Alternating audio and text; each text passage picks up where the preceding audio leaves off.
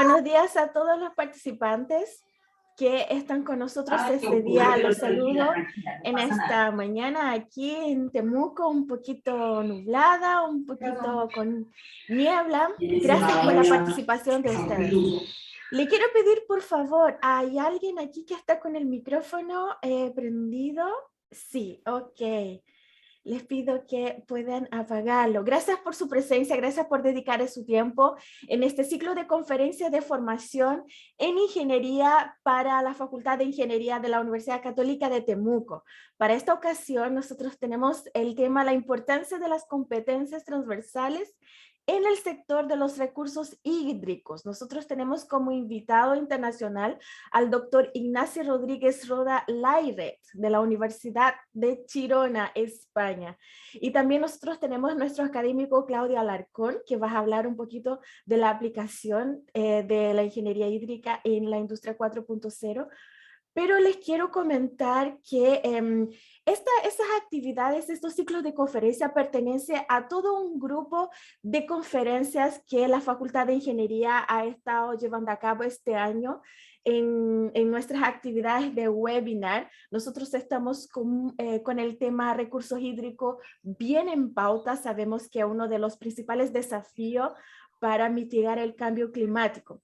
Entonces, esta actividad en particular busca contribuir al mejor entendimiento de los desafíos actuales y futuros de formación de los profesionales en las carreras que la Facultad de Ingeniería de nuestra universidad dictan, como así también abrir un espacio de conversación respecto a nuestros posgrados que podríamos implementar y que está abierto a toda la comunidad.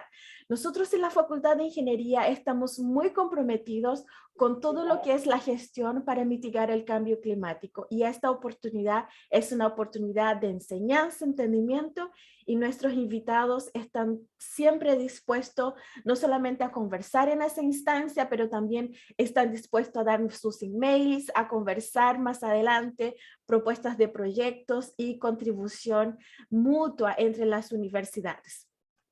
¿Ok? En este momento le quiero pasar la palabra al decano, nuestro decano de la Facultad de Ingeniería, para saludarles, doctor Sebastián Videla. Bueno, buenos días a todos en Chile, buenas tardes a las personas que están en España. Como decía Patricia, nosotros estamos muy interesados en recibir todas las opiniones, digamos, y la información necesaria que está orientada al cambio de la forma de educar a los ingenieros y sobre todo a los especialistas en recursos hídricos.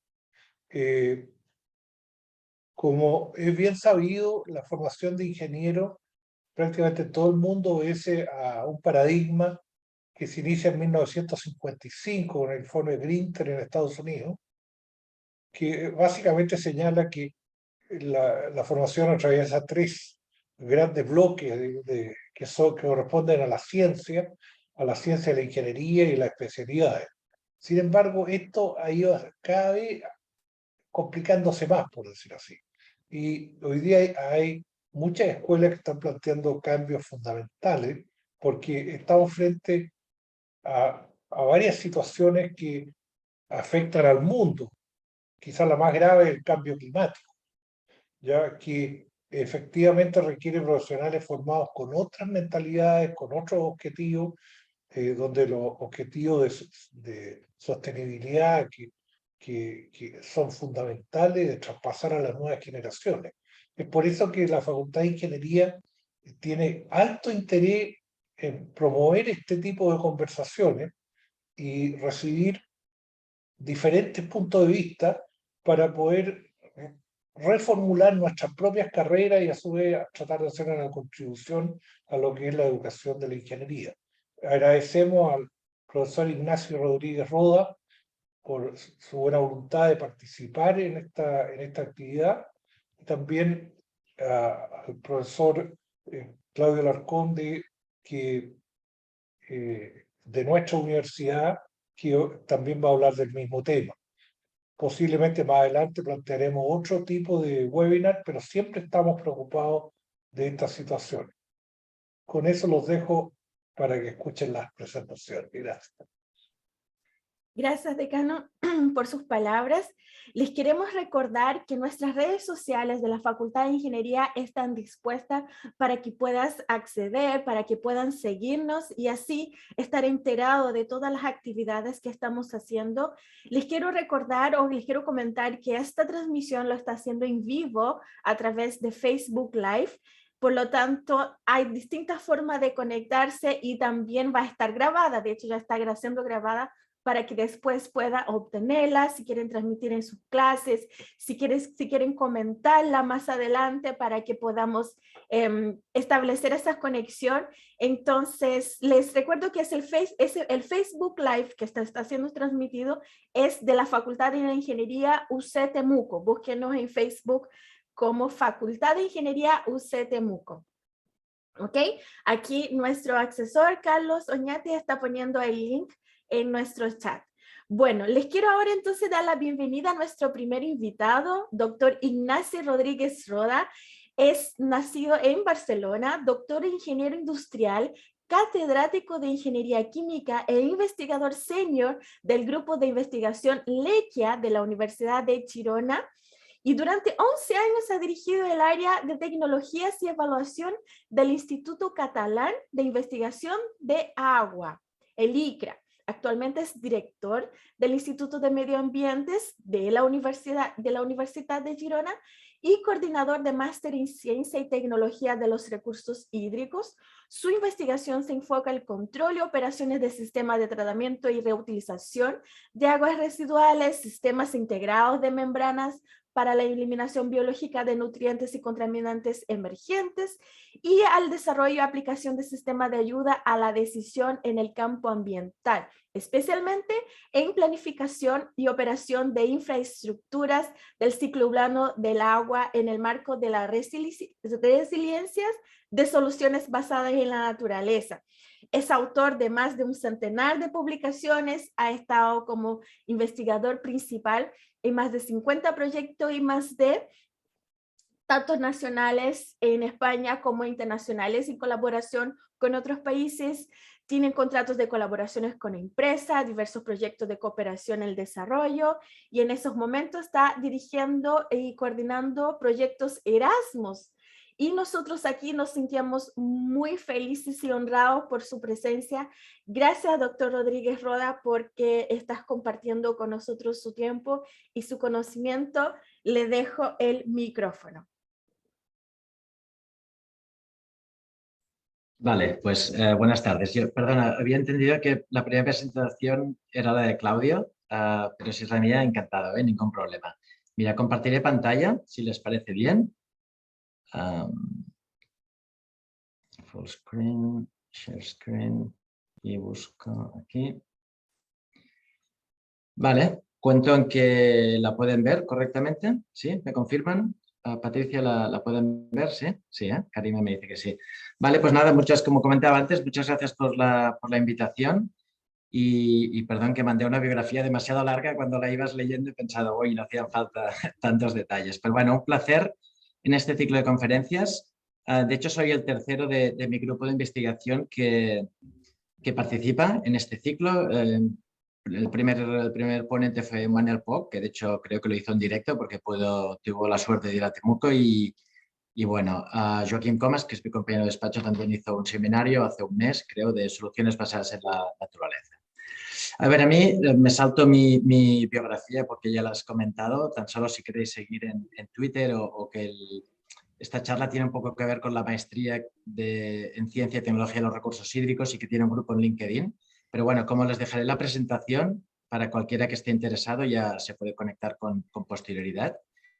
Y un poco el objetivo de la charla de hoy, cuando estoy hablando con el decano, con Sebastián Videla y con Carlos sobre todo, pues me dijo eso, a ver, 20-30 minutos hablando de una metodología docente que no es que sea súper innovadora, pero sí que os comentaré que poquísimas facultades en el mundo la tienen implementada o a veces solo está implementada parcialmente como un plan piloto o para una asignatura y en nuestro caso ya tenemos 5 años de experiencia de impartir 100% en una maestría, ¿no? Entonces, Bueno, la implementación es complicada, hay muchas cosas a superar, pero bueno, la metodología es espectacular. La voy a intentar explicar en 20 o 30 minutos como mucho, 20-25, y sobre todo cualquier duda que tengan, pues me la comentan en directo con el micro o a través del chat, o como me comentaba Patricia, como les he dejado mi correo electrónico, si no las dudas pueden venir después, ¿vale? Para mí lo más importante es que entiendan la metodología, porque con este nombre de aprendizaje basado en problemas, todo el mundo se cree que ya la conoce, porque todo el mundo hace problemas en sus clases, o se creen que es partir de un problema y hacer una clase un poco semejante. Y la verdad es que es muy distinto, ¿no? Entonces, como comentaba, a ver si soy capaz de transmitir claramente lo que es y cómo se implementa, ¿vale? Entonces, el primer aspecto a comentar es por qué intentamos aplicar esta metodología o por qué creemos que es necesaria en un sector como el de los recursos hídricos o el del agua, ¿no? Entonces, bueno, yo en mi caso ahora con los docentes de vuestra universidad, de la Universidad Católica de Temuco, y de los oyentes que tenemos, desconozco si son de mi especialidad, pero bueno, yo soy ingeniero químico, trabajo en tratamiento de aguas, pero claro, mi visión es muy parcial, muy enfocada solo como ingeniero pues en el diseño de infraestructuras, en la operación, optimización, costes como mucho, ¿no? En cambio, si realmente miramos el tema de los recursos hídricos para una región, para un país o a nivel industrial, una ciudad, hay que tener una visión absolutamente integral, ¿no? Entonces, no hay suficiente con la ingeniería, aunque es muy necesaria, y hace falta complementarlo con aspectos de ciencias, sobre todo a nivel de ecología, estado de los ríos, aguas superficiales, acuíferos, hidrogeología, calidad del agua, química, microbiológica, hay aspectos de física, de biotecnología, ¿no? Que está a medio camino. Hay muchos aspectos económicos, no solo de operación, como comentaba antes, sino de mercado, de marketing de los productos, de legislación. Todo el campo ambiental está muy legislado, hay mucha administración implicada. Entonces, quien trabaja en este campo no tiene suficiente en saber solo de ingeniería, sino que tiene que tener un enfoque mucho más integral, ¿no?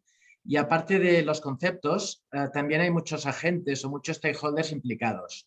La gestión del agua en general es pública, todas las administraciones están implicadas, entonces hay que entenderse con ayuntamientos, consejos sociales, estados, gobiernos. Quien las operan, quien construyen, en general son empresas privadas.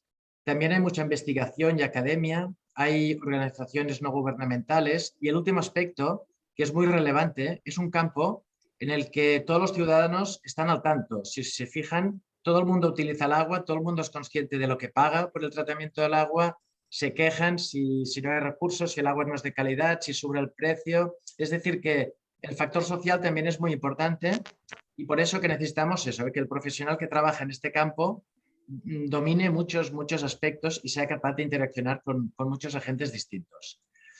Entonces, nosotros, que ya teníamos una maestría de recursos hídricos, hace 6 o 7 años le preguntamos a las empresas qué opinaba de los estudiantes en general que le llegan de la universidad. Y esto es a nivel de Cataluña. Yo creo que si hiciesen una encuesta en Chile, pues sería muy parecida. Y nos comentaron, bueno, fueron muy críticos. Nos dijeron que los estudiantes que salen de la universidad, los egresados, están acostumbrados a escuchar, no discutir nada y estudiar. Que saben mucha teoría, demasiada según ellos, porque más de la mitad nunca la van a implementar en su vida profesional. Y en cambio les falta un montón de aspectos prácticos o de experiencia, ¿vale? Que están poco acostumbrados a dudar, a poner en duda el conocimiento que les han transmitido, a tener un análisis crítica, ¿no? Son poco flexibles, que no se atreven a afrontar nuevos retos, ¿no? Este ejemplo me acuerdo muy bien, nos dijeron, no, es que si tú, un estudiante que acabas de contratar, le comentas que hay que hacer algo de potables y te dice, no, yo esto no lo estudié, yo solo hice residuales, ¿no? Es decir, que tienen esta poca capacidad de ponerse en otro campo sencillamente porque se creen que como no lo han estudiado en el grado, no van a tener la capacidad, ¿no? Y después había otros aspectos más personales, como que les costaba trabajar en equipos, sobre todo si eran multidisciplinares, les costaba comunicarse con el cliente, con la administración, que tenían poca autonomía. bueno, fueron muy críticos, ¿no? Y entonces yo creo que estos aspectos, y esto tiene mucho que ver con lo que comentaba el decano Sebastián Videla, en el futuro la docencia tiene que ir un poco más allá que solo transmitir conocimientos, ¿vale? Entonces, bueno, aquí hay la imagen de este empollón, no sé si es una palabra que utilizan en Chile, en España sí que la utilizamos, pues que es el prototipo del perfil que viene del estudiante de la universidad, de que solo sabe estudiar y aprobar exámenes y bueno, según ellos, el mundo profesional es muy distinto, ¿vale? Entonces las empresas nos hablaron mucho de las competencias o habilidades transversales o personales, ¿no? Las 21st Century Skills. Aquí hay un ejemplo muy sencillo, pero al final es pensamiento crítico y creativo, comunicación y colaboración. Son un poco las claves del éxito de las empresas del futuro, ¿vale? Entonces esto es lo que nosotros tenemos que intentar transmitir y lo que comentaba, ¿no? Tenemos que formar nuevos profesionales que tienen que ser como Superwoman porque tienen que tener conocimiento,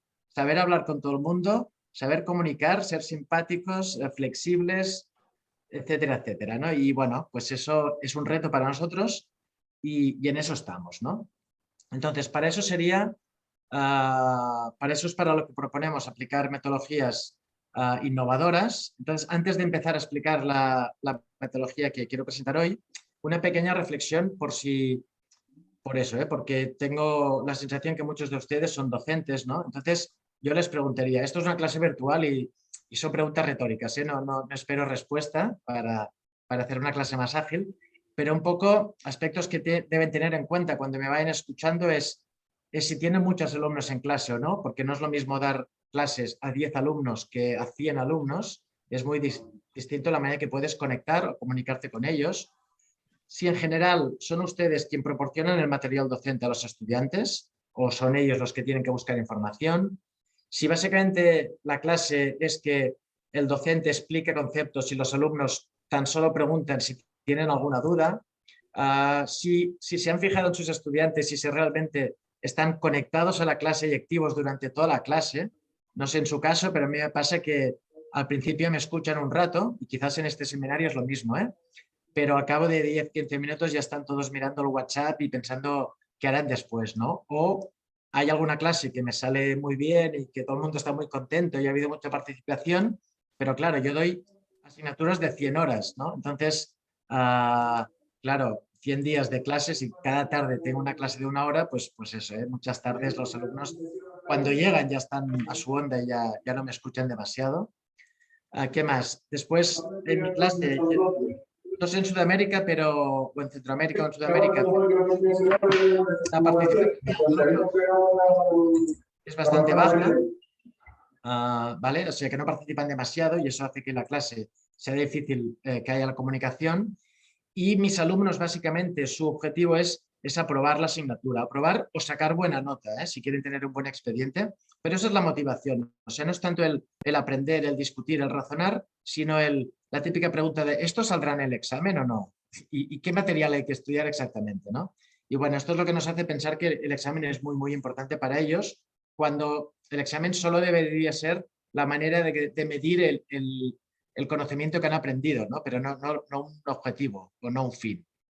Entonces, bueno, vamos a empezar, para no enrollarme demasiado, comparando lo que serían las metodologías convencionales centradas en el profesorado con la que quiero presentar hoy, que es la de aprendizaje basado en problemas.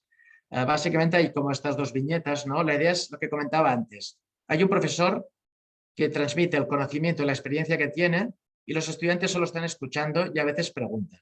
Y un poco, si se fijan, el estudiante está pensando qué hará para cenar, si irá al gimnasio a las 7, a ver si va al cine, o se está fijando en cómo va vestido el profesor, o cosas del estilo. Entonces, realmente es difícil, solo hablando, transmitir mucho conocimiento. ¿Vale? Lo que comentaba antes, que los estudiantes básicamente quieren aprobar el examen, pero mi percepción es que no están muy motivados en su clase y que desde luego de esta manera en clase no van a adquirir las habilidades transversales que comentábamos que son tan importantes para el sector, estas habilidades del siglo XXI. Entonces, ¿cómo funciona la comparativa? El dibujo que tienen ahora en el esquema, la educación centrada al profesor, es eso, un profesor que tiene mucho conocimiento, mucha experiencia, nadie lo pone en duda y se dirige a estudiantes, a muchos o pocos estudiantes que lo único que hacen es escuchar, ¿vale? Entonces, este mecanismo, que es el convencional, es el que utilizamos en Girona para todos los grados y todas las maestrías, excepto la de los recursos hídricos, está centrada en la figura del profesor. Si el profesor sabe mucho y es buen comunicador, los alumnos pueden aprender algo de conocimiento. Y si el profesor es malo o no comunica bien, los alumnos se aburren y estudian mucho para intentar aprobar el examen. ¿Cómo funcionan metodologías centradas en el estudiante? Si se fijan, ya no hay una figura central del profesor y el conocimiento, la experiencia y las creencias o las hipótesis están compartidas entre el profesor y todo el grupo de estudiantes, sea a nivel individual o a nivel de grupos, ¿vale? Este es un esquema muy general, pero es importante que paren atención en el hecho que es el estudiante ahora un poco el centro de todo el proceso y el profesor está por ahí en medio, pero no es tan importante. Con otro esquema, y perdonen que esta figura está en inglés, la idea es que el aprendizaje tradicional, nosotros, el docente, explica al alumno lo que cree que tiene que aprender, el alumno se lo estudia, lo memoriza y al final, mediante un examen, intenta demostrar que lo ha aprendido. Mientras que en Problem-Based Learning, en aprendizaje basado en problemas, se les asigna desde el principio un problema, una situación, y entonces el alumno tiene que ver qué información tiene que buscar para solucionar ese problema, ¿vale? Pero no hay ningún docente diciéndole al alumno qué es lo que tiene que aprender, ¿vale? Entonces, estoy repitiendo todo el rato los mismos conceptos, pero esto es un poco la clave de la metodología de aprendizaje basado en problemas. Entonces, intento ahora sintetizar en una sola transferencia lo que sería el proceso antes de ver un ejemplo de implementación. Primer mensaje importante. Es un aprendizaje cooperativo en grupo, pero semiautónomo, ya verán, hay mucho trabajo individual también. Me oyen bien, ¿eh? Se trabaja en pequeños grupos, ¿vale? Entre 8 y 12 alumnos es lo ideal. Si son más alumnos, son demasiados para hacer una discusión, pero si son menos, también son pocos, porque grupos de 5 para trabajar está bien, pero para discutir y debatir no es tan interesante. Entonces, grupos ideales entre 8 y 12 y hay un profesor.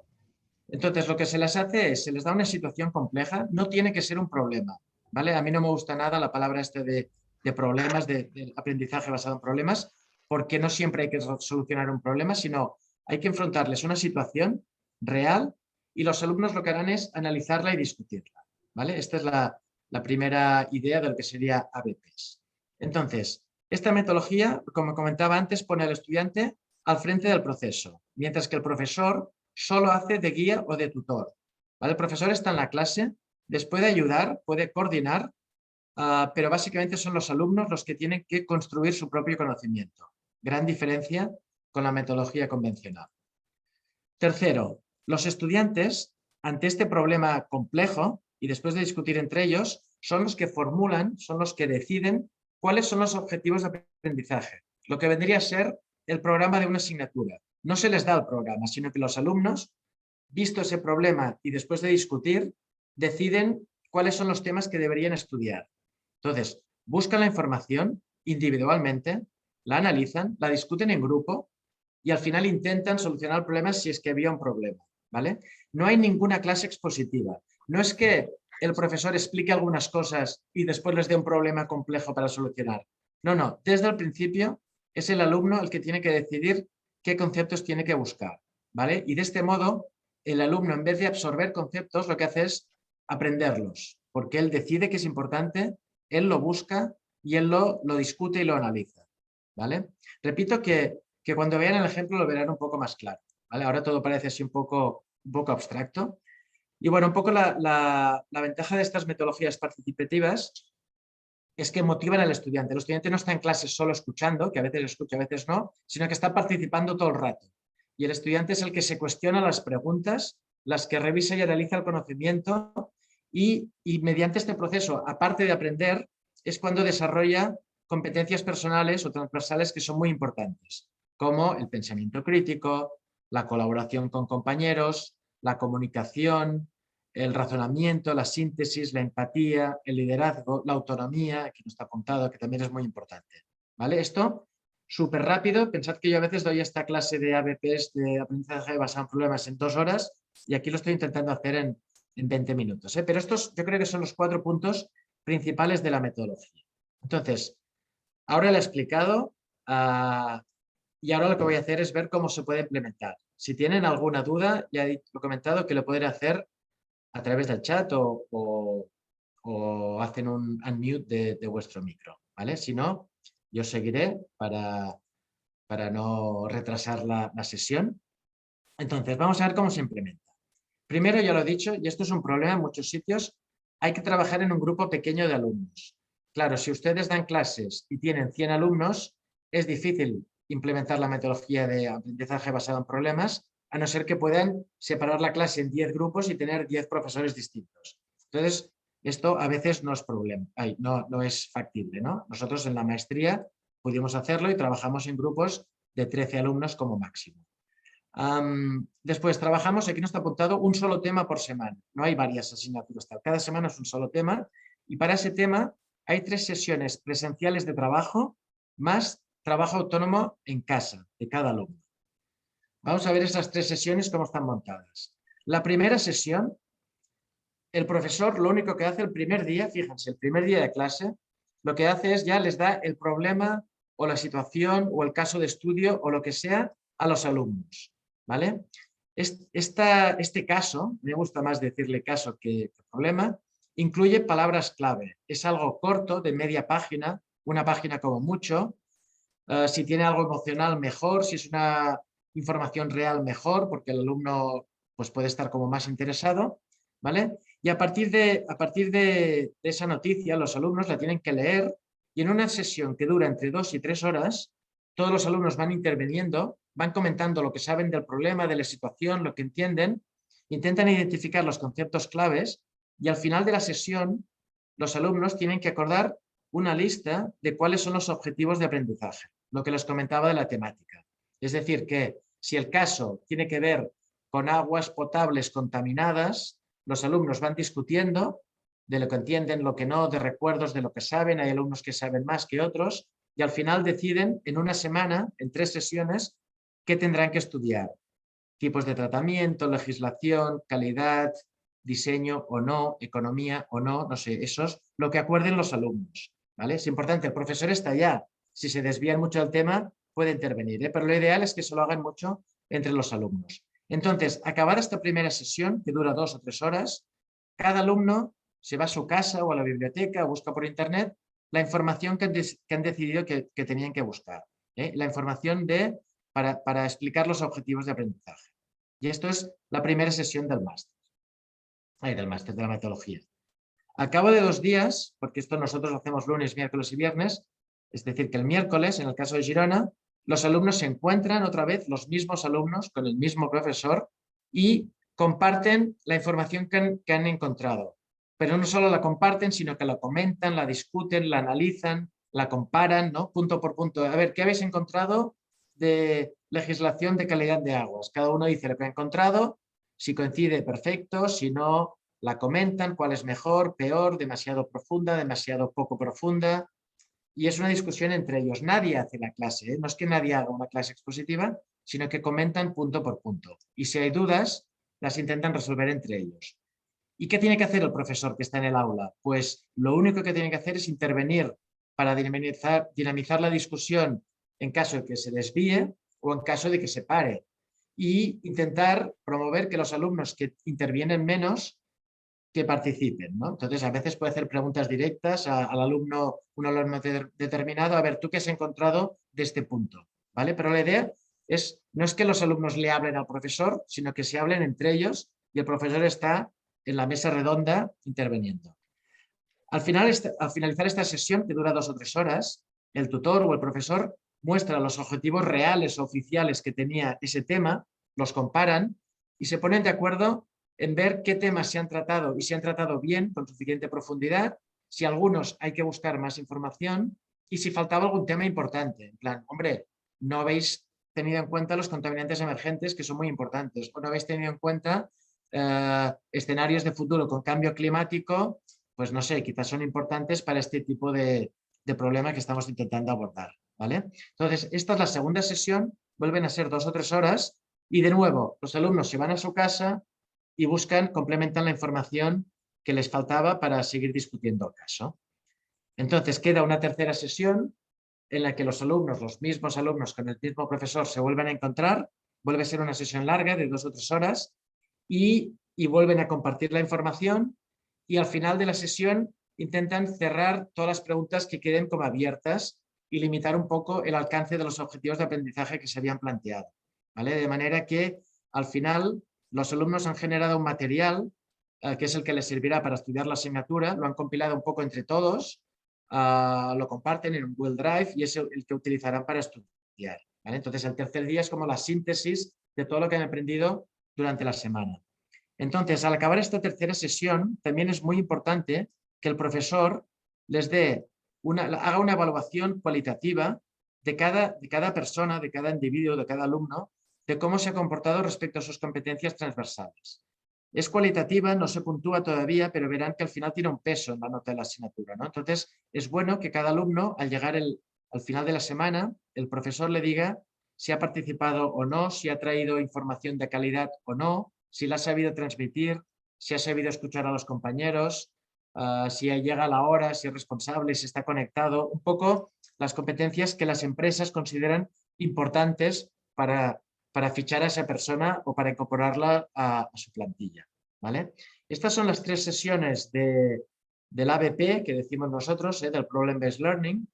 Normalmente hay una actividad complementaria, o sea, aparte de estas 3 sesiones de discusión, entre medio hay una actividad que puede ser una clase magistral de un experto, una visita a una instalación, un trabajo de campo, un trabajo de laboratorio, de simulación, un ejercicio de diseño, cosas que el profesor considera que son complementarias y que no se pueden trabajar mucho en una discusión en grupo, ¿vale? Nosotros hacemos muchas visitas a instalaciones, por ejemplo, pero hay profesores que les encanta hacer ejercicios de diseño. Bueno, son cosas que solo se pueden trabajar con pizarra, con papel y con calculadora o con una hoja de cálculo, entonces hay profesores que consideran complementario. Entonces, si se fijan, con esta metodología, el papel del profesor no es tanto el de demostrar sus conocimientos y su experiencia, de hecho debe inhibir su tendencia a hablar demasiado en las sesiones y lo que tiene que ser es un facilitador, supervisor, coordinador, dinamizador y obviamente tiene que evaluar a los alumnos, mientras que los alumnos no pueden estar en clase con una actitud pasiva, tienen que estar muy activos porque les están evaluando y porque están discutiendo constantemente. Es como una conversación de bar casi, ¿no? Entre unos alumnos hablando de política o de fútbol o de cualquier temática, ¿no? Entonces, los alumnos tienen que demostrar iniciativa, tienen que ser abiertos de mente y tienen que tener una actitud positiva en clase. Y esto, repito, son estas actividades que son muy, muy importantes para incorporarse con éxito al campo profesional, ¿no? Entonces, ¿cómo se evalúa? Al final de la asignatura hay que evaluar el conocimiento. Una asignatura tiene varios ABPs, dura varias semanas. Al final hay un examen en general que puede ser individual o puede ser en grupo, puede ser escrito, puede ser oral. Si han hecho actividades complementarias, puede ser que hayan tenido que entregar algún informe y hay profesores a los que les gusta también calificar las intervenciones o las explicaciones en las sesiones de ABP de cada alumno. Esto, en nuestra maestría, recomendamos que equivalga a un 50 o un 60% de la nota final. O sea, si se fijan, el conocimiento al final es la mitad de la evaluación de la asignatura.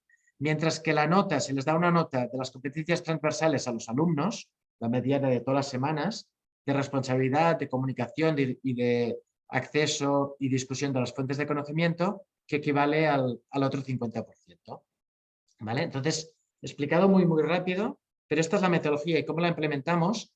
Les enseño un ejemplo, y ya estoy casi acabando, de nuestra maestría oficial en Ciencia y Tecnología de los Recursos Hídricos de la Universidad de Girona, la que os comenté que vamos por la 5ª edición.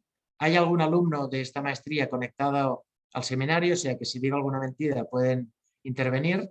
Es una maestría que dura un año, de 60 créditos europeos, que se imparte por las tardes, se imparte en español. Y lo que comentaba, yo creo que es la única en el mundo, al menos en nuestro campo, que se imparte 100% con aprendizaje basado en problemas. Lo hacemos durante todo el primer semestre y el segundo semestre es unas prácticas en empresa que intentamos integrar con el trabajo final de máster y pedimos a la empresa o al grupo de investigación que pague o remunere un poco al alumno. Entonces, aquí tienen el plan de estudios. Ahora no tengo tiempo de contarles con detalle. Y cogemos una asignatura obligatoria, que es la de sistemas de tratamiento de aguas, una asignatura. Esta asignatura, la competencia específica, el objetivo de la asignatura es entender la planificación y la operación del ciclo urbano del agua y sus principales infraestructuras, considerando aspectos de eficiencia, sostenibilidad e innovación. Tiene 6 créditos que equivalen a 150 horas de carga para el estudiante. De estas 150, 50 son presenciales en clase y 100 son de trabajo autónomo del alumno en su casa, para buscar información, para estudiar, etc. Y esta asignatura consta de 4 ABPs, 4 casos distintos, y cada caso tiene su actividad complementaria. Aquí tienen los 4 casos, unos de recursos hídricos y visitan una potabilizadora, otros de tratamiento de potables y hacen un ejercicio de un diseño de una potabilizadora. El tercero es tratamiento de aguas residuales y visitan una estación depuradora de aguas residuales. Y el cuarto es de tratamiento de lodos y el complemento es el ejercicio del diseño de una estación depuradora de aguas residuales. Les enseño el caso del tercer ABP, el tratamiento de aguas residuales, ¿vale? Que el caso es la noticia real de un periódico, está ligeramente retocada para añadir alguna palabra clave, y es una noticia de que la Unión Europea ha multado a España por el incumplimiento de la directiva que regula el tratamiento de los municipios con menos de 10.000 habitantes. ¿Vale? Entonces, lo mismo, el profesor no explica nada de aguas residuales, nada, llega el primer día y les da esta noticia a los alumnos. De hecho, no me ha quedado en una página, fíjense en el título, es de una comunicación de prensa de la Comisión Europea, y fíjense que salen cosas como tratamiento de aguas residuales, directiva, aglomeraciones, salud humana, y la segunda parte salen cosas más concretas como nitrógeno, fósforo, bueno, bacterias, microorganismos, materias en suspensión.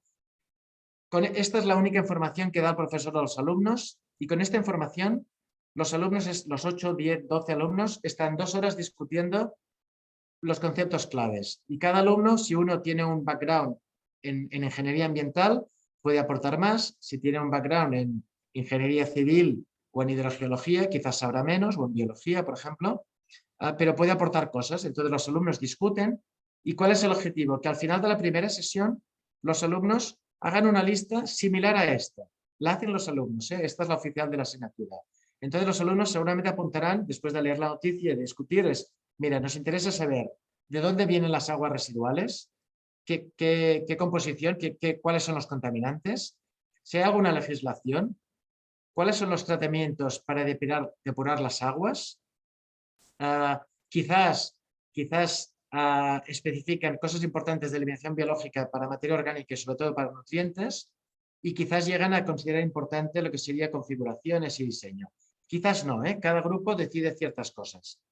Eso lo decide el primer día, el segundo día traen información y la discuten, al final el profesor les enseña esta lista, la comparan y deciden más información que tienen que aportar el viernes, que sería en la tercera sesión. El alumno lo que sí les da es un mínimo de literatura o de información básica, pero un mínimo, muy poca, para que los alumnos busquen realmente en internet y en la biblioteca. Y bueno, con eso se acaba, ¿eh? Esto dura una semana. Entonces, si se fijan, esa semana los alumnos han leído una noticia, han buscado información, la han discutido, pero al final de la semana han aprendido muchas cosas de aguas residuales sin que nadie les haya tenido que explicar, ¿vale? Un poco a modo de conclusión, y esta sería mi última transparencia, yo sigo pensando que el futuro de la docencia pasa por la aplicación de metodologías innovadoras, que el alumno debe ser el centro del proceso de aprendizaje, y lo que tenemos que hacer es enfrentar al alumno a situaciones complejas y reales. Hay que trabajar en grupos reducidos y promover debates y discusiones en vez de recibir clases expositivas. No lo he comentado, pero esto no es lo mismo que aprendizaje basado en proyectos, que el alumno tiene que ir al campo, tomar muestras, analizar, buscar datos reales. También es interesante, pero dura mucho más tiempo. En cambio, aprendizaje basado en problemas se puede hacer en 3 sesiones, en una sola semana, ¿vale? Y el objetivo es aprender teoría.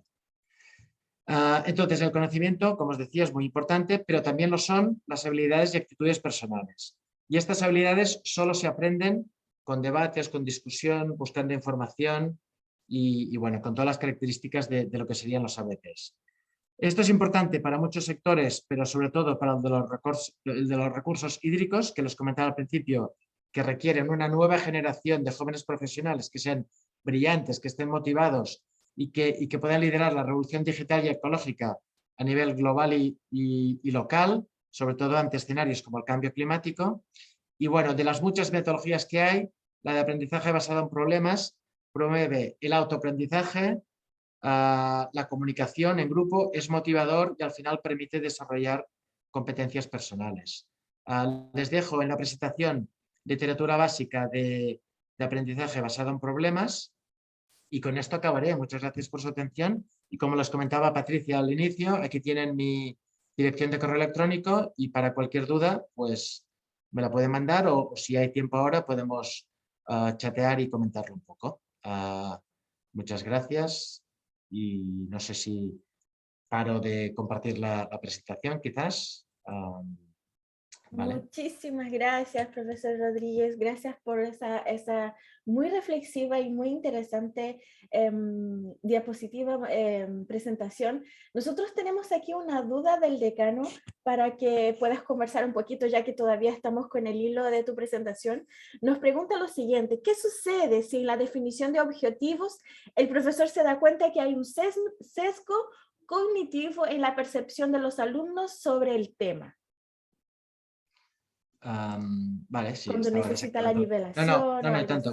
Muy buena pregunta. A ver, al profesor, o sea, es tan difícil de implementar esta metodología, lo que es más difícil es formar al profesor y que confíe en la metodología y que confíe en los alumnos, ¿no? Entonces, siempre estamos dudando de si serán capaces de encontrar los objetivos reales, ¿no? Yo diría que aquí hay dos aspectos importantes. El primero es que el profesor está en el grupo y puede intervenir, puede manipular un poco a los estudiantes. Si ve que se están olvidando aspectos muy importantes y que no hablan de economía para nada y el profesor cree que es importante, lo puede insinuar el primer día.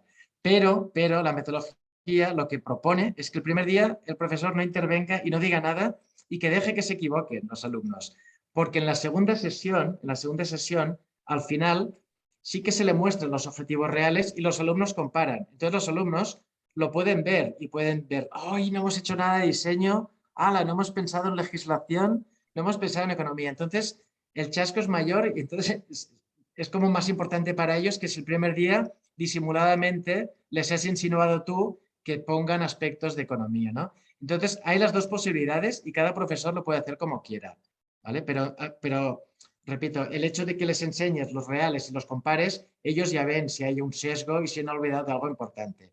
También pasa que alguna vez en la segunda sesión ha habido un grupo tan brillante y tan bueno y han buscado tanta información que el segundo día es que ya lo han encontrado todo y lo han encontrado a un nivel más que adecuado. Entonces, se pueden poner de acuerdo con el profesor y intentar ir un poco más allá y buscar aspectos más innovadores que no estaban contemplados en los objetivos iniciales, pero aprovechando la inercia del grupo se puede ir más allá. Es decir, mira, solo hemos hablado de tratamiento convencional, pero vamos a buscar soluciones basadas en la naturaleza, ya que habéis comentado que es tan importante y estamos al día, entonces, para aprovechar un poco el tiempo, ¿no? Y también hay alumnos que pueden ir más allá de un modo individual, personal, y al final lo que hay que conseguir es que el grupo se quede a un nivel intermedio suficiente para la asignatura, ¿eh? Pero bueno, que muy buena pregunta porque el profesor, sobre todo los primeros años, siempre le da miedo eso, que el alumno no haya encontrado lo que toca o encuentre mal material o no lo aprenda como es debido, ¿no? Y bueno, es lo que tienen que aprender a hacer ellos, sin la ayuda del profesor, ¿no? Es parte de la filosofía. Exactamente, es parte también de nuestro trabajo también diagnosticar o poder detectar todo eso. Aquí hay otra pregunta. ¿Está abierto este programa a profesionales de América Latina? Y si es así, ¿cómo ha sido la experiencia? No sé si nos podía comentar con nosotros acerca de este programa aquí en nuestra realidad. Sí, mira, nosotros, de hecho, esta maestría la impartimos en español porque el objetivo es que haya estudiantes de América Latina. Entonces, lo que intentamos es que sea el máximo multidisciplinar. Intentamos tener 20 estudiantes, intentamos que sean 10 ingenieros y 10 de ciencias. No siempre está tan así. Intentamos que sean 10 internacionales y 10 locales. Porque al final, no solo por distinto background, sino por distinta cultura, los alumnos también aprenden mucho. Entonces es muy distinto cómo se lo plantea un alumno de Chile. Este año hemos tenido uno o creo que dos estudiantes de Chile. Es muy distinto cómo se lo plantea a cómo se lo plantea un estudiante de Girona, ¿no? Entonces yo creo que esta cosa multidisciplinar y multicultural es como un valor añadido, ¿no? Entonces, como comentaba, tenemos mitad y mitad. ¿Qué pasa con los estudiantes que no son del espacio europeo? Es que la matrícula es un poco más cara, ¿no? Entonces, para los estudiantes europeos vale 2.000 euros, para los estudiantes internacionales, por desgracia, vale 4.000 euros para todo el curso. Entonces, intentan venir con becas, ¿no? Tenemos becas con la Fundación Carolina, por ejemplo, que aplican estudiantes de Colombia, Chile y muchos países. Y hay algunas becas de la Universidad de Girona también, que en este caso lo que hacen es cubrir la matrícula. Pero sí, no solo pueden, sino que queremos estudiantes de América Latina. Muy bien, muy bien. Aquí Karime Sánchez nos hizo también una pregunta. ¿Qué pasa si en la tercera sesión no se han cubierto todos los temas teóricos que deberían haberse aprendido o los estudiantes han repetido temas? Vale, bueno, a ver, esto no debería pasar, ¿no? Porque esto en la segunda sesión se debe corregir. Es verdad que puede ser que para la última un punto concreto no lo hayan traído trabajado o no lo sepan o lo hayan traído mal. Entonces, al final hay un examen. Entonces, al profesor en la última sesión les tiene que decir, oye, al final les recuerdo que no han tratado el tema de legislación o no me han traído nada, ninguno de los 12. Es difícil que ningún estudiante haya traído el tema ese, pero si nadie lo ha traído, al final el profesor les comenta, bueno, hay un examen de que un mes va a salir, es decir, que tienen la obligación de buscarlo como, no sé, como si fuese una asignatura normal, ¿vale? Lo que nunca hace el profesor es proporcionarles el material de una temática concreta en la que cree que es importante o relevante, ¿vale? Pero bueno, no pasa casi nunca, que no hayan ni tocado el tema. Lo que pasa es que a veces algún alumno no se ha enterado, no lo ha buscado y no ha participado mucho en la discusión. Entonces tiene limitaciones en ese tema. Pero para eso hay un examen final individual en la cual el alumno, si no demuestra que ha aprendido eso, suspende la asignatura. O sea que, ¿vale? Ok. Gracias, profesor Rodríguez. Entonces, para complementar esta temática que estamos hablando, ahora vamos a hablar de educación en ingeniería para la industria 4.0 con nuestro profesor doctor Claudio Alarcón. Y hablando un poquito de nuestro docente Claudio Alarcón García, él es técnico de nivel superior en conectividad y redes del Centro de Formación Técnica de INACAP y también es ingeniero civil electrónico, magíster en ciencias de la ingeniería con mención en ingeniería eléctrica y doctor en ciencias de la ingeniería, mención bioprocesos por la Universidad de la Frontera. Actualmente el doctor Alarcón es nuestro profesor asistente aquí del Departamento de Procesos Industriales de la Facultad de Ingeniería de nuestra Universidad Católica de Temuco y dicta asignaturas de modelado de sistemas, circuitos y máquinas eléctricas, automatización de procesos, y su área de investigación se centra principalmente en la incorporación de tecnologías 4.0 a procesos productivos y en particular en áreas de fermentado. Profesor, doctor Alarcón, muchísimas gracias por su presencia, por tu tiempo. El micrófono ahora le pertenece. Muy buenos días, muchas gracias por la presentación. Vamos a comenzar con la presentación. Bueno, muy buenos días a todos, muy buenos días al profesor que nos está visitando, profesor Ignacio, muchas gracias por su presentación, muy interesante. Bueno, en esta ocasión les voy a presentar sobre educación en ingeniería para industria 4.0. Mi nombre es Claudio Alarcón y soy profesor del Departamento de Procesos Industriales. Los contenidos de esta presentación consideran, primero, qué es la industria 4.0, segundo, la relevancia del estudio de la industria 4.0, tercero, el estudio y aplicación, cuarto, experiencias de la universidad, y quinto, implicancias y rol ético del ingeniero. Bueno, primero, ¿qué es la industria 4.0? La industria 4.0 es una estrategia gubernamental que se inició en Alemania en el año 2011 y que tenía por objeto analizar y sacar partido de las nuevas tecnologías que estaban apareciendo ya en ese año y ser incorporadas en la manufactura alemana. Entre esas tecnologías estaba la inteligencia artificial, la robótica, digital twins, la ciencia de datos y el Internet de las cosas. Todas estas nuevas tecnologías prometían, o la incorporación de estas nuevas tecnologías prometían un aumento en la productividad. Por eso se hacía relevante analizar cómo sacarle provecho. Ahora, a esta estrategia gubernamental se tornó pronto muy útil como concepto. Y este concepto se volvió muy útil porque permitía dar una narrativa acerca de los procesos productivos. ¿En qué consiste esa narrativa? En que se puede dividir la modernización de los procesos industriales en 4 etapas. En una primera etapa tenemos la industria 1.0, caracterizada por la maquinaria y la tecnología de vapor. Una etapa de industria 2.0, que considera circuitos eléctricos y máquinas eléctricas. Una etapa de industria 3.0 de automatización, que incorpora lo que nosotros conocemos tradicionalmente como los controladores PID y sensores. Y una cuarta etapa de industria 4.0, que habla de estas nuevas tecnologías que nosotros podríamos asociar directamente, por ejemplo, con los laptops o con el smartphone. El smartphone puede reunir todas estas características con una gran capacidad de cómputo, y lo que se busca en esta industria 4.0 es ver cómo incorporar estas nuevas tecnologías, pero al ámbito productivo. Ahora, ¿por qué es relevante hablar de industria 4.0? Primero, porque es parte del desarrollo normal de la modernización de los procesos productivos.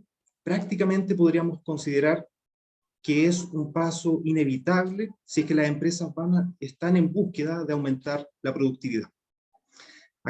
Otra razón de por qué es relevante esta industria 4.0 tiene que ver con los aspectos económicos. Actualmente, la industria 4.0, o el año 2019, su evaluación económica llevaba el monto de 71.000 millones de dólares, y se espera que el año 2024 alcance 156.000 millones de dólares. ¿Y qué nos indica esto? De que va a existir una alta inversión por parte de las empresas, y esta alta inversión se va a traducir en empleos, y estos empleos podrían ser, o estos empleos serán el contexto donde los ingenieros que se están formando van a comenzar a desempeñar su vida profesional. Para tener una idea sobre la magnitud de estos montos, por ejemplo, podemos compararlo con el valor económico de empresas tradicionales, de máquinas eléctricas y automatización, como lo son Siemens y General Electric, en donde esta evaluación económica supera al de estas empresas tradicionales. También lo podemos comparar con la evaluación económica de Twitter, que también lo podemos considerar como parte de esta industria 4.0, ya que Twitter utiliza datos, y también hay muchas empresas que publican en línea información sobre sus procesos a través de Twitter. Y todos estos grandes montos son comparables, y de hecho muchas veces son superiores al presupuesto del sector público de Chile el año 2022. Entonces son valores importantes donde se va a generar empleo, y es por eso que es relevante estudiar esta conceptualización de la industria 4.0 y la modernización. Además, las empresas tradicionales, por ejemplo Bosch, con su línea de calderas, actualmente está ofreciendo ya soluciones que incorporen esta industria 4.0. Entonces es necesario que los estudiantes vayan adentrándose en los principales conceptos relacionados con esta tecnología. Ahora, hablemos brevemente sobre educación para ingeniería. El Foro Económico Mundial publicó el año 2022 cuáles serían aquellos conceptos que deben estar o que deben formar parte de una educación 4.0. Ahora vemos que el concepto de industria 4.0 también está permeando en otros ámbitos. Por ejemplo, dentro del concepto de la educación, ahora también podemos hablar de educación 4.0. Y esta educación 4.0 considera, por ejemplo, habilidades del ciudadano global. O sea, el ciudadano global debe ser capaz de comunicarse, con personas en cualquier parte del mundo, con comodidad.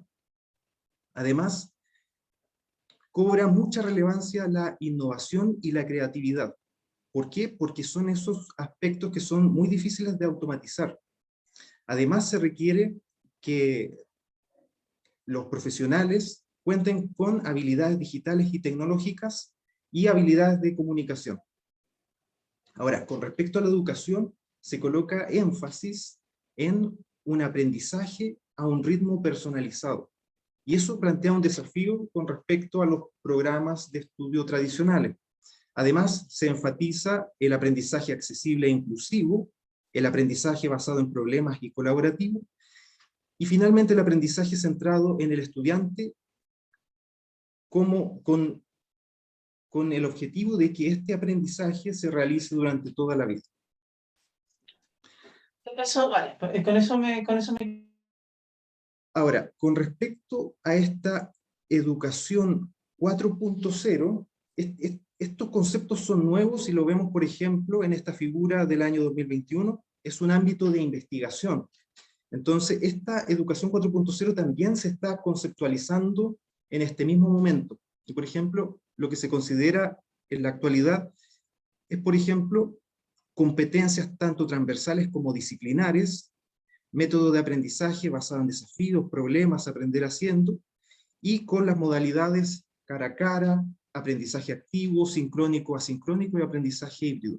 Además, una fuerte incorporación de tecnologías de la información y aspectos relacionados con la infraestructura a nivel de sala de clase y a nivel de la institución. Esta imagen nos permite saber cuáles son los pasos en los cuales es necesario avanzar para lograr esta educación 4.0 dentro de las asignaturas, en particular para la ingeniería. Ahora, si hablamos de educación 4.0 en ingeniería, tenemos los conceptos de educación continua y práctica continua. Eso quiere decir, se incorpora esto del aprendizaje para toda la vida, pero sí se pone énfasis en la práctica, lo cual actualmente no siempre se lo considera con la suficiente importancia. Además, se adopta el modelo de educación activa, con estrategias como la pedagogía inversa y otras modalidades, y un fuerte dominio del mundo digital. Y acá podemos distinguir, en esta educación 4.0 para la ingeniería, una formación para pregrado que tiene un énfasis científico y de ingeniería, pero en general de forma amplia, no tan específica, y también incorporando formación transversal. Y por otro lado, la formación de posgrado centrado en tecnologías y principalmente en la especialización. ¿Qué es lo que sucede en ingeniería en Chile en la actualidad? Y esto es parte del análisis del decano, el doctor Sebastián Videla. Él ha identificado ciertas brechas en esta ingeniería, entre las que encontramos las brechas de género, que las carreras de ingeniería cuentan con poca participación de mujeres, brechas digitales con respecto a analfabetismo digital, brechas en práctica, ya que en gran parte de las carreras de ingeniería existe una ausencia de una práctica continua de estos conocimientos, y además brechas con respecto a la interdisciplinariedad, ya que existe una visión sesgada de las profesiones y de las especialidades. Entonces, la propuesta es el desarrollo de una transformación en educación en ingeniería orientada hacia lograr una ingeniería de base digital, lo cual se une con esta tendencia de la industria 4.0 y de la educación 4.0. Ahora, ¿qué experiencias existen en la UCT con respecto a estos desafíos de esta educación 4.0? En esta diapositiva quiero destacar el trabajo que se realiza en la facultad, la cual en esta imagen se muestran proyectos de hace, dentro de los últimos 5 años, en los que, por ejemplo, encontramos el proyecto de aplicación de ciclo de COL como metodología de aprendizaje activo en curso de formación disciplinaria en ingeniería, de la vicedecana Paola Leal. También otros proyectos que consideran la evaluación del impacto de la transformación de cursos de matemática, estrategias de formación basada en el uso intensivo de plataformas, estimulando el poder de la creatividad, consolidar estrategias y transformación de cursos. O sea, en esta facultad se ha realizado un trabajo para incorporar estas competencias transversales. Además, en el desarrollo de los planes y los perfiles de carrera, estos consideran competencias genéricas y específicas, los cuales vienen descritos dentro de un modelo educativo institucional dentro de esta universidad, en los cuales se está trabajando en esta incorporación de las competencias transversales en cada uno de los cursos, con estas competencias genéricas y competencias específicas relacionadas con el área de formación del profesional. Bueno, quiero mostrar acá algunas experiencias propias de intentar adaptar la enseñanza de las asignaturas incorporando estas nuevas tecnologías. Bueno, en este video, si es que no se viera, alguien me puede interrumpir. En este video vemos, por ejemplo, un algoritmo muy simple que lo que está realizando es hacer el reconocimiento de imágenes, en el cual identifica un objeto y lo sigue a través de la pantalla. Ese programa lo programamos en clase, en la asignatura de taller de integración. Luego en esa asignatura lo que se buscó fue buscarle aplicación industrial a algún tipo de problema que pudiera ser relacionado con la industria. Entonces, una de las aplicaciones, en particular esta aplicación fue propuesta por los estudiantes. Ellos intentaron utilizar esta visión computacional para identificar la falla en la manufactura, en particular de estos tornillos. Entonces, si el tornillo tenía una falla, tenía una coloración diferente y también un parámetro numérico diferente. Bueno, otras aplicaciones que se estudiaron en esta asignatura fue con respecto al material de madera. Existen ciertas aplicaciones en las cuales no se permite, por ejemplo, la presencia de nudos o de imperfecciones, y con el algoritmo de visión computacional que ellos trabajaron un poco más, se podían identificar y cuantificar estas fallas. Acá tenemos otra aplicación que tiene que ver con queso. Bueno, sabemos que el queso, bajo condiciones de cierta temperatura y humedad dentro del envase, puede tener crecimientos microbianos, y estos crecimientos microbianos pueden llevar a que el producto sea rechazado por el consumidor y además le dé una mala imagen de la empresa. Entonces, a este problema también intentamos aplicar visión computacional. Inicialmente se trabajaron con imágenes en las cuales cualquier tipo de coloración distinta a la coloración esperada era identificada por un algoritmo de visión computacional.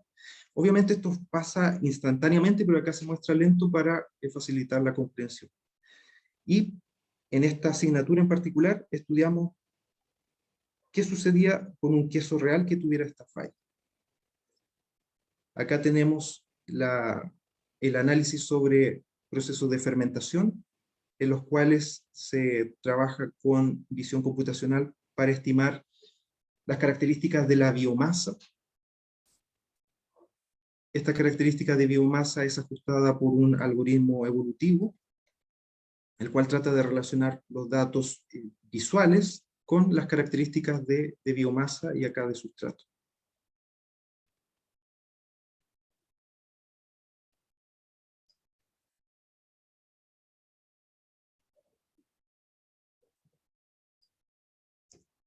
Bueno.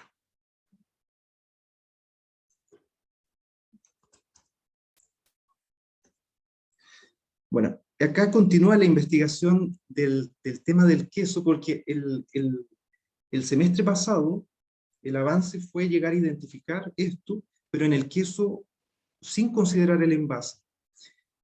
Y en este semestre, un nuevo grupo de estudiantes está estudiando cómo realizar la identificación de estos crecimientos microbianos indeseados, pero en el queso dentro del envase. Y a pesar de que uno pudiera pensar que este paso del logro alcanzado el semestre anterior a este semestre podría ser fácil o trivial, no es tan sencillo, porque los algoritmos de visión computacional son sensibles a las condiciones de iluminación del material que se está analizando. Entonces, por ejemplo, acá uno de los grandes problemas que nosotros tuvimos al principio de este semestre es que, además de tener la imagen del queso dentro del envase, aparecía un brillo indeseado. Y este brillo era indeseado porque no permitía, o básicamente nosotros ese brillo lo podemos ver como un color blanco, y el crecimiento de hongo en particular que estábamos observando en este queso también era de color blanco. Entonces, con el grupo comenzamos a trabajar cómo poder cambiar las condiciones de iluminación para lograr esta identificación. Y luego de varias iteraciones logramos una forma de iluminación en donde se resaltaban las zonas de crecimiento microbiano, que acá lo podemos ver como esas pequeñas manchas.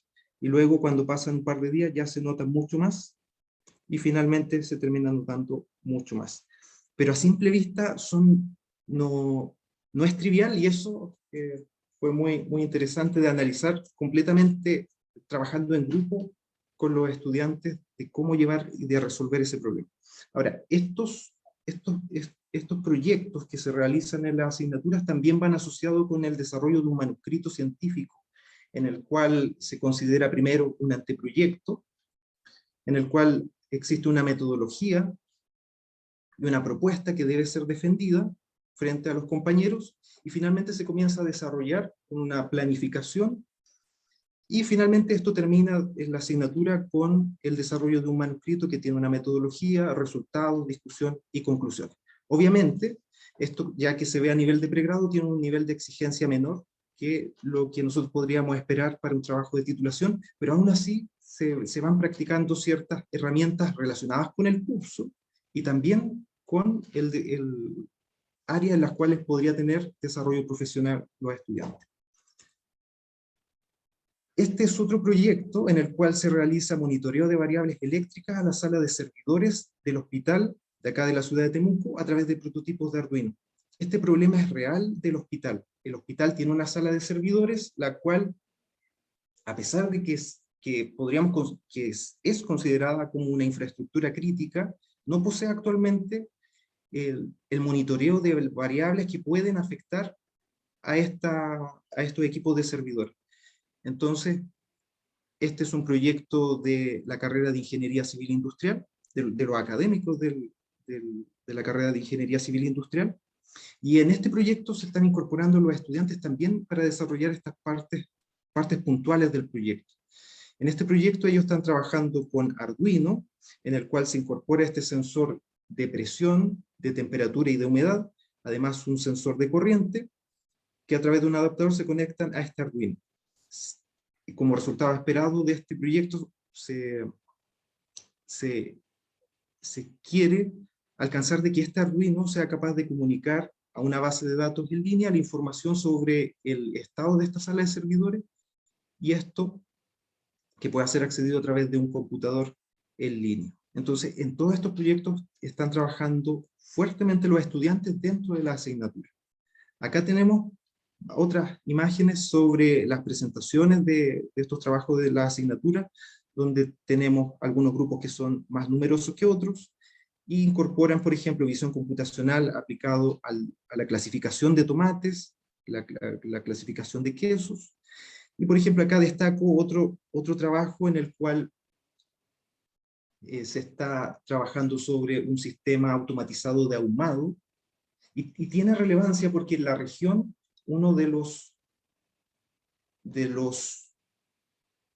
áreas de desarrollo industrial más importantes es la industria alimentaria. Entonces, dentro de la asignatura se está incorporando proyectos relacionados con la asignatura, con aplicación que podríamos pensar que es posible de lograr una vez que ellos estén desarrollando su labor profesional.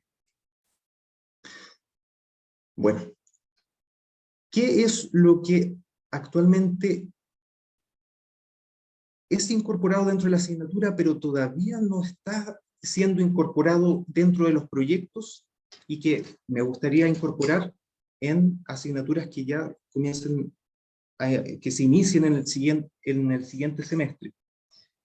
Creo que un aspecto muy importante relacionado con esta industria 4.0 tiene relación con la implicancia y el rol ético del ingeniero. ¿Y por qué? Porque además de crear oportunidades, existen ciertos efectos que no siempre podríamos pensar que son deseables. Por ejemplo, estas tecnologías sí tienen la capacidad de crear desempleo. Y estas tecnologías van a ser desarrolladas por ingenieros y esperamos que sean desarrolladas por los ingenieros que se forman en nuestras carreras. Entonces, el aspecto ético, poco a poco, pero creo que ya es necesario darle un énfasis mucho mayor, que podría ser también al nivel de un proyecto de investigación relacionado a estos aspectos, ya que en algún momento ellos van a tener que tomar decisiones sobre qué líneas automatizar, analizar cómo van a gestionar el personal que hasta ese momento se desempeñaba en esas áreas. Y esto tampoco es tan teórico, porque en la actualidad, por ejemplo, podríamos pensar en la empresa Amazon, que es una de las empresas que tiene una cadena logística con un mayor nivel de automatización, tiene problemas con respecto a los sindicatos. De hecho, este año se creó el primer sindicato dentro de esta empresa Amazon, que también es una de las que tiene una valoración económica más alta en el mundo. Entonces tenemos estas empresas que son muy tecnológicas, son grandes, pero sí no han sido capaces de dar una respuesta satisfactoria al trabajador, especialmente al trabajador que tiene un nivel de calificación bajo. Y eso también es relevante para el contexto chileno, ya que existen algunos estudios que indican que cerca del 50% del trabajo que se realiza en Chile es altamente repetitivo, y esa característica de ser altamente repetitivo lo pone en riesgo de ser automatizado. Entonces, un desafío que tengo de forma personal es incorporar con mayor énfasis estos aspectos éticos dentro de las asignaturas que se van a dictar el siguiente semestre. Así que eso sería una presentación sobre lo que se está realizando dentro de la universidad, y en particular en las asignaturas que estoy dictando con relación a esta industria 4.0 y la educación 4.0. Muchas gracias.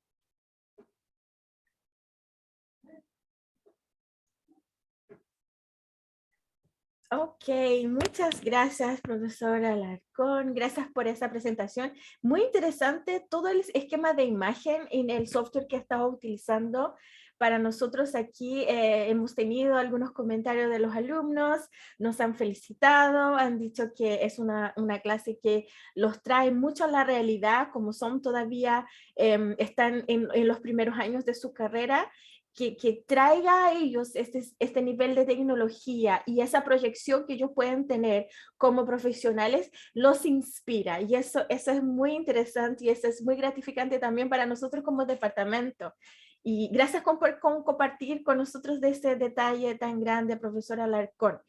Bueno, nosotros aquí estamos viendo algunas preguntas que podría hacer, y aquí, bueno, nuestro colega que acaba de hacer la presentación dice, es difícil utilizar el sistema que nos presentó para este aprendizaje tan práctico y aplicado. ¿Usted cree, profesor Rodríguez, que es difícil de aplicar? No sé, ¿cuál sería el grado de dificultad? ¿Qué cree usted? Bueno, gracias por pasarme el micro. Y muy interesante, la verdad, Claudia, me interesa muchísimo. No sé, hay que ver cómo se podría implementar. Es verdad que, por ejemplo, los estudios de medicina en Girona se imparten 100% con aprendizaje basado en problemas. Y hay alguna cosa que es muy práctica, que tienen que hacer sesiones como de laboratorio, como para interpretar rayos X, o son cosas que es que tienes que aprender unas habilidades de un modo práctico, no es tanto conceptual, ¿no? Entonces yo aquí he visto una mezcla, ¿no?, de lo que presentaba Claudio, desde cosas personales, transversales, que sí que se puede trabajar en ABP, pero he visto una parte también muy práctica que se tiene que trabajar más en proyectos o en laboratorio, ¿no? Lo vería complejo. Yo propongo Sí. que creemos una comisión, Claudia y yo, para ver cómo Sí, podemos mezclar las dos. eso es Con mucho gusto. importante. Claudio, Con mucho cuéntanos a gusto. nosotros, cómo es tan aplicada las asignaturas y las temáticas que tú haces, ¿cómo lo haces para preparar tu parte teórica? Porque se necesita una preparación de los alumnos en lo que es lo teórico, conceptos, sobre todo el vocabulario técnico que tienen que manejar en este nivel de software y en ese nivel de discusión, porque fue súper interesante cuando la evolución del estudio que tú haces. ¿Cómo lo haces para prepararlos la parte teórica de tu trabajo? Bueno, lo que se está realizando actualmente es que se realiza en paralelo la enseñanza de los aspectos teóricos y el desarrollo del proyecto práctico, pero sí lleva un cierto retardo el desarrollo del proyecto para introducir los conceptos esenciales teóricos. Entonces, eso hace de que exista una formación con respecto a los conceptos más fundamentales y que ya logremos un cierto lenguaje en común para expresar las ideas. Y luego ellos, bueno, y de hecho ellos al mismo tiempo, al inicio comienzan a buscar los antecedentes con respecto al problema. Entonces al mismo tiempo que se presentan estos conocimientos o estos conceptos básicos, ellos están buscando los aspectos específicos sobre el tema que ellos están investigando. Ahora, estos temas que ellos investigan, también existe un cierto margen de libertad para que ellos escojan su propio tema y también ellos escojan la manera en que el profesor va a trabajar dentro de ese proyecto. Hay algunos temas que yo ya llevo trabajando con más tiempo y yo se los presento, pero no siempre esos proyectos reciben la atención de los estudiantes y a veces ellos quieren desarrollar sus propios proyectos. A veces ellos quieren desarrollar proyectos de forma individual, sin que el profesor intervenga directamente sobre el proyecto, y a veces sí quieren que el profesor les ayude a corregir el texto. Entonces, toda esa participación la vamos conversando durante todo el semestre. Al final, se logra al final el desarrollo de un proyecto que es más o menos acorde a lo que los estudiantes van considerando más apropiado para su caso personal. Perfecto. Entonces, para complementar esa dinámica que estás diciendo, tenemos aquí una pregunta. ¿Cómo reciben los estudiantes ese tipo de clase? En el sentido tuyo, con esta dinámica de dividir la introducción de las temáticas, los conceptos, ellos elaboran los casos. Después, ¿cómo lo haces tu feedback? ¿Cómo mides la aceptación de los alumnos acerca de esos conocimientos que ellos están recibiendo? ¿Tienes alguna encuesta? ¿Alguna conversación al final? Cuéntanos un poquito de eso, profesor. Claro, de hecho las clases son muy interactivas y yo les realizo muchas consultas con respecto a los conceptos para ir evaluando si es que los conceptos están correctamente aplicados. Muchas veces, más que lo que el profesor, o por lo menos en mi caso, más que lo que yo tengo que decir en ese caso, es más lo que yo espero de que ellos comiencen a plantear sus ideas y la empiecen a discutir entre ellos, porque en ese momento uno puede darse cuenta si que existe algún concepto que no está bien aplicado. Entonces, esa dinámica se aplica durante las clases teóricas, y en las clases prácticas, cuando se buscan estos antecedentes, de hecho, yo les solicito de que exista esta discusión que también se plantea como en un margen, o sea, en un ambiente de comprensión también, es un ambiente muy comprensivo en el caso que hayan errores. Se busca no un ambiente de destacar el error, sino un ambiente positivo de cómo corregir y mejorar el proyecto para que sea presentado más tarde, a lo mejor en una instancia. Y de hecho también todos estos proyectos tienen como objetivo, a pesar de que no se logre dentro de la asignatura, que en algún momento esto salga fuera de la asignatura, a lo mejor a un congreso, o a lo mejor que se pueda presentar a alguna empresa. Esa es la perspectiva, Súper. pero súper bien a lo que estás planteando, profesor Alarcón, porque justamente nos viene un comentario acerca de que la posibilidad de plantear ese tipo de capacitación, ese tipo de instrucción hacia la industria y aplicar la metodología que estamos discutiendo ahora. Entonces, acabas de responder, yo creo, ¿verdad? Hay una proyección de llegar a eso con las empresas, con las industrias, en congresos, seminarios, en workshops, ¿verdad? Sí. De todas maneras, yo quedaría muy contento si es que se pudiera coordinar alguna sesión para aprender del trabajo del profesor Rodríguez, porque se veía que este tema estaba mucho, yo de verdad lo veo más avanzado, entonces creo que tenemos mucho que aprender en ese aspecto. Por supuesto, por supuesto. Entonces, las conexiones ya están hechas. Gracias a nuestro decano, nos contactó con el profesor Rodríguez. Entonces todo está para que eso dé para más, para que evolucione esta colaboración, y nosotros como departamento vamos a apoyar en todos los sentidos las conexiones con los colegas. Nosotros podemos plantear nuevas secciones en el caso que podamos interactuar con otros profesores, con nuestras habilidades, con otras aplicaciones, otras investigaciones.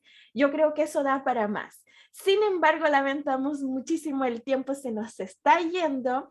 Agradecemos muchísimo la presencia de ustedes, nuestros invitados de hoy. Quiero también agradecer la presencia y nuevamente dar la bienvenida. Aquí tenemos al profesor Alfonso Mardones, la directora del Departamento de Daphne Lagos. Nosotros también tenemos Marco Antonio Belot. Bienvenido, Marco. Gracias por estar con nosotros.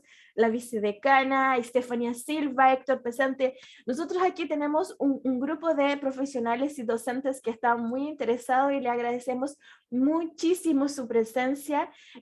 Las redes sociales nuestras están, las redes sociales de nuestros invitados también están aquí. Entonces, al profesor Claudio Alarcón, gracias por su presencia. El profesor Ignacio Rodríguez Roda, gracias por su presencia. Nos despedimos y chao, chao. Que tengan una linda tarde. Venga, muchas gracias.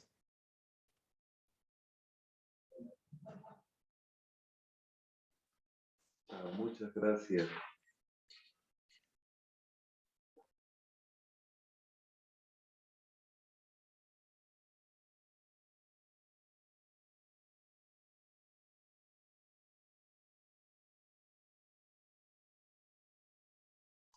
Y ahí se fueron todos. Gracias, Pati. Te salió bien igual, súper bien. Héctor todavía está por aquí. ¿Qué pasó, Héctor? ¿Te quedaste? No, el Héctor se quedó pegado. Espérate, lo voy a sacar. Mira. Ay, Carlos, de verdad lo siento. Yo estaba con el programa y después me fui al currículo y como el currículo está uno primero que el otro. Que usar más la tecnología 4.0. Normalmente los invitados van segundos. Pero... Lo siento, de verdad. ¿Cómo se me confundió? Mira, ¿me está escuchando, Patricia? Sí, lo estoy escuchando. Hola, mira, ya me he conectado. Que se abren perspectivas súper interesantes, porque mi opinión, yo soy más bien, podría decir, un filósofo del tema, pero porque veo las grandes perspectivas, pero creo que los planteamientos que hay son muy complementarios, porque lo que trabaja Claudio es más bien la idea del proyecto acompañado con los estudiantes, más que el caso. Y creo que son dos visiones que conversan entre sí, ¿ya? Y que podría lograrse, digamos, aplicaciones muy interesantes y usos muy interesantes de este tipo de cosas. Creo que ha sido muy bueno y muy positivo. Y a mí me dejó una serie de preguntas, incluso pendientes. Es que más que preguntas, la curiosidad de querer seguir con esto. Sí, una cosa, yo por mi parte comentarles que muy notable. yo estoy súper interesado en aprender más de esta metodología porque tengo este proyecto europeo con el sudeste asiático, lo estamos impartiendo en Girona, es decir, que me gusta contrastar y ver otra gente que lo puede implementar, pero por mi tema, por mi background también, yo hice la tesis doctoral con Manel Poch y mi tema de investigación fue la aplicación de inteligencia artificial al sector del agua. Y con Manel estamos trabajando el concepto de agua 5.0. Es decir, que metodología al margen, la temática de lo que ha comentado Claudio, de hecho es que también me interesa mucho. Es decir, que sí, en serio, lo que surja de poder colaborar con mucho interés por mi parte.